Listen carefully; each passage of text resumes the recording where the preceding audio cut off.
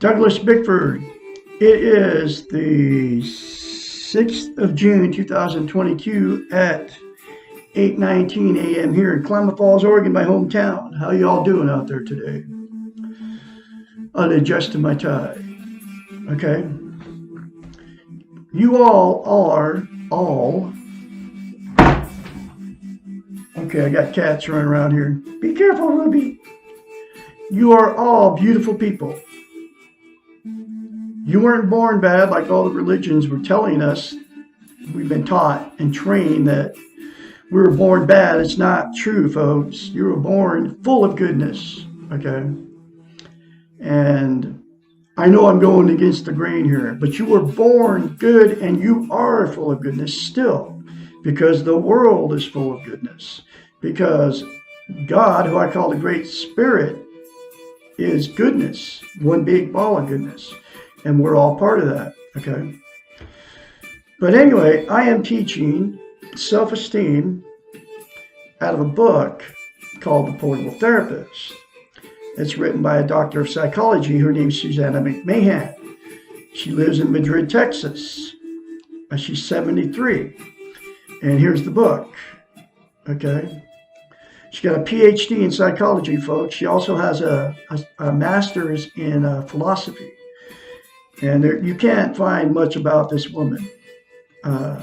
She wrote this book 30 years ago. It was published in 1992. Okay.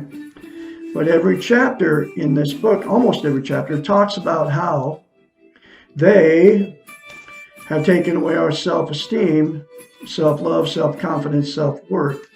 It's how you feel about yourself inside. But she talks about every chapter, almost every chapter, like I said, talks about how they have taken it away from us. And she wrote the book 30 years ago. They were using the television and the media back then to do it, but now they're using all the social media, so it's 1,000 times worse. Okay? They don't want us to have self-esteem. Just one of the reasons is people with no self-esteem, buy. Take all the prescription pills that your doctors are feeding you. Okay? That's just two of the reasons. But anyway, in this book is a very simple concept written by a psychiatrist. She is a psychiatrist, a counselor, a therapist, many years.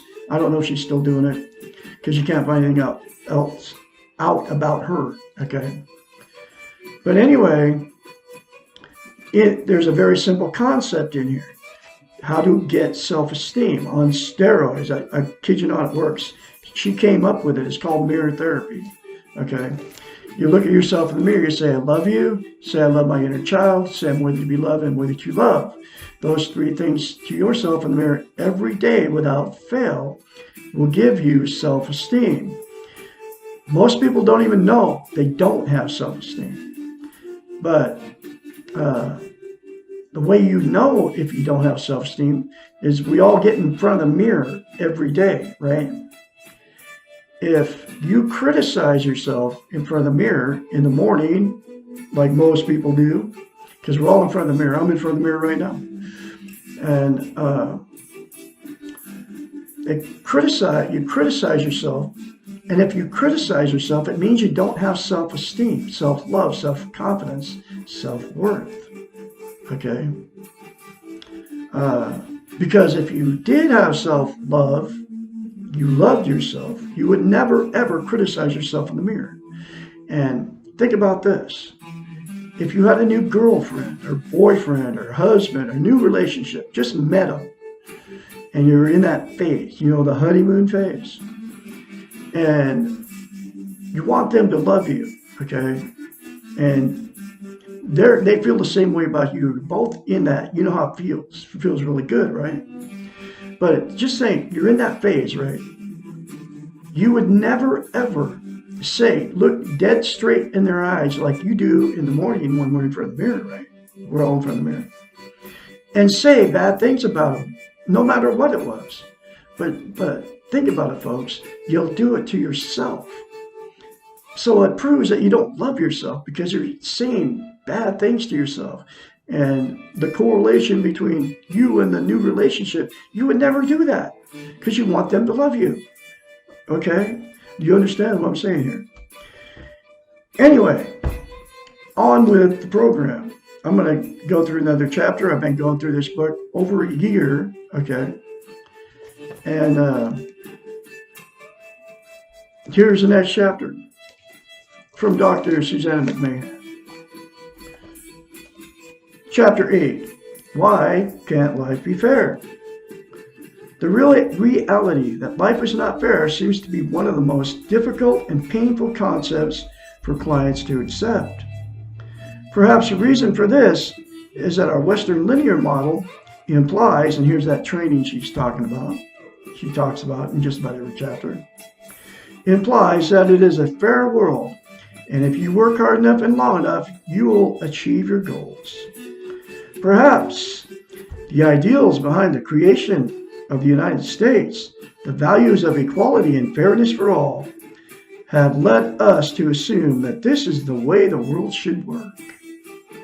Wait, I need my glasses on. Dollar store glasses. Whatever the reasons, the fact remains that we want the world to be fair. We want to be able to depend on something concrete, and we want some guarantees for our safety, security, and well-being. The fact that these guarantees do not exist do not stop us from wanting them. Many of our defense mechanisms, our illusions, and our denials have to do with not accepting the fact that life is unfair. Life is not fair because fairness is a value judgment. This means that what is fair is subjective. It changes according to who is rating it, what, when, and why. What is fair to me today may no longer be fair tomorrow or in different circumstances or around different people. An example, the promotion that I worked hard for was given to you is not fair to me because very fair according to your perspective. And even if you agree with me that it was not fair, next month you will justify the fairness of it by believing you are doing a good job. The importance of the concept that life is not fair is not in the explanation of it, but in acceptance. The question, why not, is a crazy-making one. There will always be reasons why life should be fair to you, and you may spend hours defending, denying, fighting, or being depressed because something unfair has happened to you again. The big issues of fairness, the life and death issues, will never be explained in a way that makes sense. There is no answer to the why question when someone you love is dying. We may know the how, cancer, heart disease, another disease, accident, but we will never know the why. And pondering the why causes dysfunctional behavior. There is a very different process from accepting and grieving. Grief eventually ends. It is a natural process. Wondering why may never end. It is unproductive. At some point, we must let go of the why, accept the reality, and get on with the business of living. Trying to make the world fair is both destructive and self-defeating. Many good-natured people run around trying to fix the unfairness of it all. Some of these we call codependents. Some are living martyrs and tend to be filled. The living martyrs, and very few are truly saints. Codependents and living martyrs tend to be filled with anger, resentment, envy, and insecurity. The non-acceptance of this concept creates bitterness, unhappiness, and unnecessary pain and prevents the possibility of growth. This is truly not fair. The paradox here is that the acceptance of the reality that life is unfair often leads to behaviors which are more objective, more loving and caring, and more realistic than the behaviors of not accepting.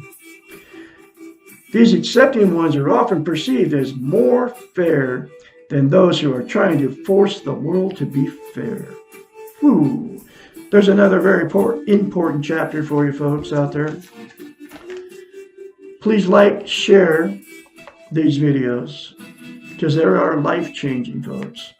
If you do the one concept of looking in the mirror and saying, I love you, I love my inner child, I'm worthy to be loved, it will give you self-esteem on steroids. And you will feel a difference in yourself if you do that. I can be your mentor when that change starts happening for you. 458-232-5238. Call me anytime, day or night, if you're going through the change. I'm going to have another chapter for you tomorrow. What effect does my past have on me? Chapter 9. Be watching for that, please. And y'all have a great day out there on this Sunday.